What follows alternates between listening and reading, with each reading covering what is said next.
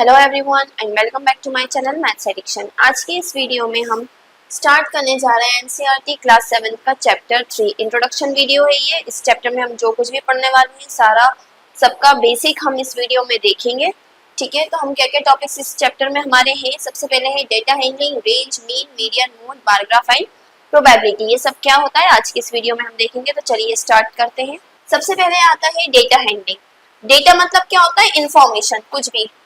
ठीक है, information numbers के फॉर्म में आपको दी रहती है। फॉर एग्जांपल 25 बच्चों का एक ग्रुप है, ठीक है, जिसमें से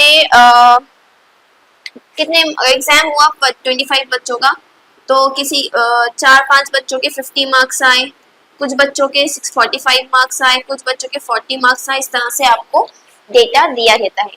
डेटा हैंडलिंग का मतलब क्या है? इस डेटा को आपको ऑर्गेनाइज करना। ठीक है, आपको जिस भी फॉर्मेट में दिया है उसको प्रॉपर ऑर्गेनाइज करके और उससे रिक्वायर्ड इंफॉर्मेशन निकालना, लाइक मीन निकालना है, मीडियन निकालना है, मोड निकालना है, रेंज निकालना है, या सिर्फ टेबल के फॉर्म में लिखना है उस डेटा को। तो ये सारे काम करने को हम क्या कहते हैं? Data handling.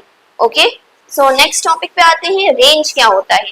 रेंज मतलब क्या होता है कि जो भी सबसे लोएस्ट वैल्यू है डेटा की, मतलब अगर आपको कोई डेटा दिया है 2, 5, 7, 7, 8, 9, 11, 2, 5, 3, इस तरह से कुछ डेटा दिया है आपको। ठीक है, अब आपसे क्या कहा कि इसका रेंज निकालो। तो रेंज मतलब क्या होता है? सबसे बड़ी वैल्यू और सबसे छोटी वैल्यू के बीच का डिफरेंस। यानी हाईएस्ट वैल्यू क्या है यहाँ पर? हाईएस्ट वैल्यू है 11 और लोएस्ट वैल्यू क्या है? लोएस्ट वैल्यू है आपकी 2। तो इन दोनों का जो भी डिफरेंस होगा, कितना आया? 9। तो इस डेटा की रेंज क्या हो जाएगी? 9। Okay, range means highest value minus lowest value. Next is mean, median and mode.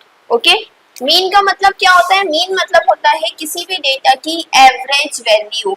उसकी एवरेज वैल्यू क्या होगी? ये होता है मीन। जैसे मान लीजिए कोई भी एक डेटा है 2, 3, 5, 2, 4, 5, 6, 7, 2, 5, 5। मान लीजिए ये एक डेटा है, आपसे कहा इसकी मीन यानी एवरेज निकालो। तो आप मीन कैसे निकाल सकते हो इसका मीन का फॉर्मूला होता है जितने भी नंबर से उन सब का सम अपॉन करके कितने नंबर से, नंबर ऑफ ऑब्जर्वेशन। ठीक है, यानी कि इन सब का हम सम करेंगे। 2 + 3 5, 5 + 5 10, 12, 12 + 4 16, ये हो गया 19, 19 और 6 कितना हो गया? 25, 25 और ये 9, 34, 34 ऑफ 10 इज 44 अपॉन 1, 2, 3, 4, 5, 6, 7, 8, 9, 10, 11। ठीक है, डिवाइड कर देंगे। डिवाइड करो तो आंसर क्या आ गया आपका? 4।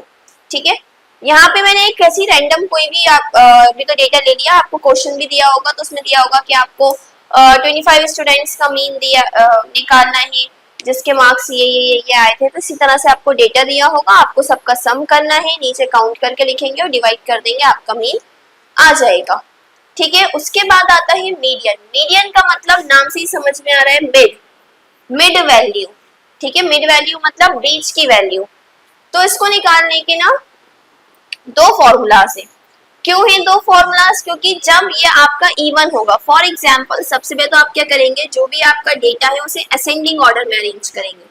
सबसे छोटा नंबर सबसे पहले 222, 3 बार 2 है, देन 1 2 3 बार 2 है, देन एक बार 3 है, एक बार 4 है। अंडरलाइन कर लेते हैं ताकि हमें याद रहे कि कोई मिस नहीं हुआ। एक बार 3 है, एक बार 4 है, 5 है, 1 2 3 4 5, 1 2, देन 6 एंड 7 अरेंज कर लिया असेंडिंग ऑर्डर में। अब अगर आपका नंबर ऑफ टर्म्स ऑड है, ठीक है, जैसे यहाँ पे कितना है 11, 1 2 3 4 5 6 7 8 9 10 11, तो ऑड है, तब फॉर्मूला क्या होगा? n+1/2 term. यानी n क्या है? नंबर ऑफ टर्म कितना था? 11 + 1/2। 11 + 1 इज 12/2, कितना हो गया? 6th टर्म, यानी 6 नहीं है आंसर, 6th टर्म आंसर है। ठीक है, यहाँ पे कई बच्चे यहीं पे छोड़ देते हैं। तो आंसर इसका 6 नहीं है, 6th टर्म है। 1 2 3 4 5 6, 6th नंबर पे क्या आ रहा है 5, यानी इसकी मिड वैल्यू क्या है 5 है। ठीक है, ये तो कब बात हो गई जब n ऑड होगा। अगर n इवन होता यहाँ पे तो तब हम क्या करते हैं, यहाँ पे लगता दूसरा फॉर्मूला जो कि क्या है half of n/2 term plus n/2 plus 1 term. वैसे इसका क्वेश्चन आपकी बुक में आपकी एक्सरसाइज में है नहीं, आपकी एक्सरसाइज में जितने भी क्वेश्चंस है ना सब में n ऑड ही है, तो इसको ज्यादा अच्छे से पढ़ेंगे तो बेटर रहेगा। ठीक है, फिर भी मैं एक बार एक्सप्लेन कर देती हूँ क्या होगा। अगर मान लीजिए यहाँ पे 11 ना होके 12 होता n, ठीक है, आपका नंबर ऑफ टर्म्स जो है वो 12 होता तो n इवन हो जाता, और जैसे ही n इवन हो जाता तो देखिए 1/2 यहाँ पे क्या लिखती मैं 12/2 टर्म प्लस 12/2 प्लस 1 टर्म, तो ये कितना हो गया 6, ये भी कैंसिल होके 6, यानी 1/2 of 6th term plus 7th term. तो 6th टर्म और 7th टर्म देखते पहले हम 1 2 3 4 5 6 टर्म पे भी 5 है और 7 पे भी 5 है, यानी 1/2 ऑफ 5 प्लस 5 कितना आ गया 10/2, यानी कि 5। ठीक है, यहाँ पे दोनों तरीके से आंसर सेम आ रहा है, बट एग्जाम में ऐसा नहीं होगा क्योंकि हमारी 5th टर्म और 6th टर्म सेम थी, इसलिए हमारा आंसर सेम आ रहा है। ठीक है, क्योंकि ये आपके बुक में है नहीं तो इसमें बहुत ज्यादा डीपली जाने की जरूरत नहीं है, मैंने फिर भी एक बार आपको एक्सप्लेन कर दिया। ठीक है, अब आता है मोड। मोड क्या होता है, मोड का मतलब होता है most frequent number. Most frequent मतलब नंबर मतलब जो भी सबसे ज्यादा बार रिपीट हो रहा है। तो हम देखें 2 3 बार आ रहा है और 5 4 बार आ रहा है, बाकी सब तो एक एक बार आ रहे हैं, तो मोड क्या हो गया 5। क्यों, 4 टाइम्स आ रहा है सबसे ज्यादा बार। ठीक है, तो मीन होती है एवरेज वैल्यू, जिसको हम किससे निकालते हैं sum of observation upon number of observation. Median होती है मिड वैल्यू, इसको हम कैसे निकालते हैं असेंडिंग ऑर्डर में अरेंज करते हैं, देन n+1/2 टर्म। अगर n ऑड है, मोस्टली आपको ये ऑड ही मिलेगी। मोड कैसे निकालते हैं हम, जो भी नंबर सबसे ज्यादा बार आ रहा है वो मोड है। तो आई होप आपको रेंज, मीन, मीडियन, मोड अच्छे से आ गया होगा। 4 टॉपिक्स आपके हो गए हैं, 4 टाइप के क्वेश्चंस यानी कि आपके यहाँ हो गए हैं।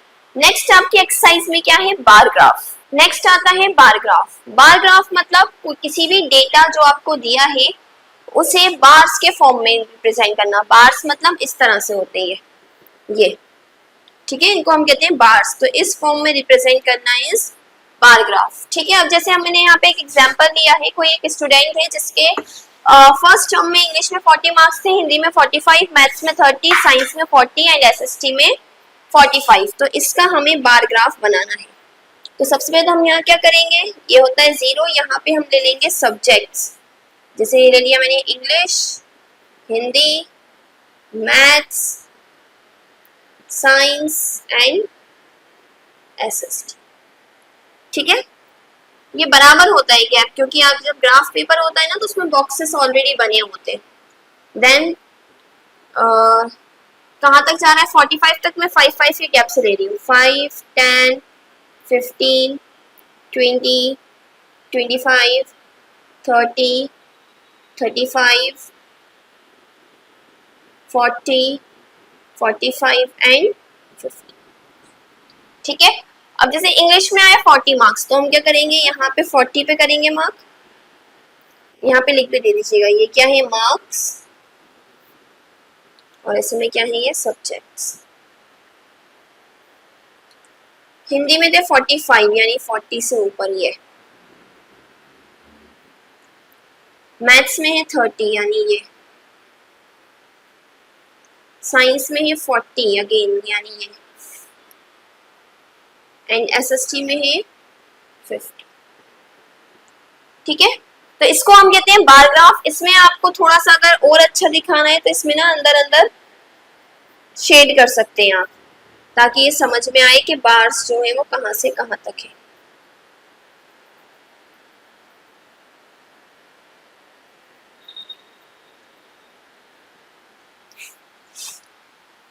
अब देखिए इसी तरह से क्या है, ये है सिंगल बार ग्राफ, क्योंकि एक एक बार बनाया है। कभी कभी हमें डबल बार ग्राफ बनाने की जरूरत भी पड़ जाती है। डबल बार ग्राफ में क्वेश्चन कैसा होगा, आपको दो इंफॉर्मेशन दी होंगी, दो डेटा दिए होंगे सेम चीज के। फॉर एग्जाम्पल अगर मैं यहाँ पे कहूँ तो फर्स्ट टर्म के मार्क्स दिए हैं, साथ में सेकंड टर्म के भी मार्क्स दिए होते कि सेकंड टर्म में कितने आए इसके 45, 40, 40, 35, 40, ये इसके सेकंड टर्म के मार्क्स हो गए। तो अब हम क्या करेंगे, अगर हमें डबल बार ग्राफ बनाना है तो इसी में एक बार और ऐड कर देंगे, ठीक है। अभी मैं रफली बता रही हूँ तो इसी में बता देती हूँ। चलिए एक बार चेंज कर लेते हैं। हम दो बॉक्सेस लेंगे हर सब्जेक्ट के अब, क्योंकि हमें दो बार बनाना है, यानी दो बार ये हो गए इंग्लिश के, ये हो गया फर्स्ट टर्म, ये हो गया सेकंड टर्म इंग्लिश का। फिर एक बॉक्स छोड़ा, ये फर्स्ट टर्म और ये सेकंड टर्म हिंदी का। फिर एक बॉक्स छोड़ा, ये फर्स्ट टर्म और ये सेकंड टर्म मैथ्स का, ठीक है। अब जैसे इंग्लिश में फर्स्ट टर्म में 40 थे, सेकंड में 45, यानी इसी के पास से लगा हुआ, ठीक है। हिंदी में पहले 45 थे, बाद में 40। इसको आप अलग अलग रिप्रेजेंट करने के लिए ऐसा भी कर सकते हैं, एक को शेड कर दें, दूसरे को ब्लैंक छोड़ दें, या किसी और कलर से शेड कर दें। मैथ्स में पहले 30 थे, सेकंड में 40 थे। इसी तरह से साइंस और सोशल का भी बन जाएगा, ये हो जाता है डबल बार ग्राफ। ओके, सो बार आपके जो है जो ग्राफ्स हैं आपके एक्सरसाइज में दो ही टाइप के हैं, सिंगल बार ग्राफ और डबल बार ग्राफ, दोनों ही मैंने आपको बता दिए हैं। आगे जब हम एक्सरसाइज करेंगे तब और अच्छे से डीपली क्वेश्चंस देखेंगे। यहाँ पे हम सिर्फ कंसेप्ट समझ रहे हैं कि कंसेप्ट क्या है चैप्टर का। लास्ट आता है प्रोबेबिलिटी। प्रोबेबिलिटी का मतलब होता है एक तरीके से हम देखें चांसेस, किसी भी काम के होने के कितने चांसेस हैं। अगर मैं आपसे कहूँ फॉर एग्जाम्पल कि एक कॉइन मैंने टॉस करा, ठीक है, तो क्या प्रोबेबिलिटी है, क्या चांसेस है कि उस पे हेड आएगा, ठीक है। तो आप क्या कहेंगे 50%, क्योंकि दो पॉसिबल ऑप्शन है ना, हेड आ सकता है या टेल। तो 50% चांसेस है कि हेड आएगा, 50% चांसेस है कि टेल आएगा। यहाँ पे प्रोबेबिलिटी हम जब निकालेंगे वो फ्रैक्शन में निकालेंगे। कैसे, जैसे हमने एक कॉइन टॉस करा अगर, तो दो प्रोबेबिलिटी है, दो ही चीजें आ सकती हैं, या तो हेड आ सकता है या टेल आ सकता है। मुझे पता करना है हेड आने के क्या चांसेस है, ठीक है। तो हेड आने के क्या चांसेस होंगे, तो हम इसको कैसे निकालते हैं। प्रोबेबिलिटी का फॉर्मूला होता है favourable condition upon total condition. Favourable condition मतलब जो हमारे फेवर में है। फेवर में कितनी है, मुझे हेड चाहिए एक कंडीशन, और टोटल कितनी है दो। तो इस तरह से हाफ चांसेस है कि हेड आएगा। एक डाइस का क्वेश्चन भी बहुत आता है, इसमें कॉइन और डाइस के क्वेश्चंस बहुत आते हैं प्रोबेबिलिटी में। तो कॉइन और डाइस का कंसेप्ट अपना क्लियर रखिएगा। जैसे एक डाइस थ्रो हुआ तो क्या क्या आ सकता है, 1, 2, 3, 4, 5 और 6। मुझे प्रोबेबिलिटी निकालना है कि 5 आए, ठीक है। तो फेवरेबल कंडीशन, फेवर कितने हो रहा है, एक ही कंडीशन पे फेवर हो रहा है 5। टोटल कंडीशन कितनी है, 1, 2, 3, 4, 5, 6। तो प्रोबेबिलिटी क्या हो गई इसकी, सॉरी फेवरेबल कंडीशन 1 है, 5 नहीं है, 1/6, ठीक है। मुझे प्रोबेबिलिटी निकालना है कि ऑड नंबर आए। तो यहाँ पे देखिए ऑड नंबर कितने हैं, पहला ऑड नंबर, दूसरा ऑड नंबर और तीसरा ऑड नंबर, यानी यहाँ पे फेवरेबल कंडीशन है 3। टोटल तो वही है 6। तो प्रोबेबिलिटी क्या हो जाएगी, 3/6। कैंसिल हो रहा है तो कैंसिल कर दीजिए, 3 1 जा 3, 3 2 जा 6, हाफ, ठीक है। इस तरह से हम प्रोबेबिलिटी के क्वेश्चंस करेंगे। नेक्स्ट वीडियो में हम एक्सरसाइज स्टार्ट करेंगे, जिसमें क्वेश्चंस करेंगे हम एक्सरसाइज के। आपको कोई भी डाउट हो अभी तक तो आप नीचे कमेंट सेक्शन में पूछ सकते हैं। इसी तरह की और वीडियोस के लिए please do like, share and subscribe to my channel. Thank you.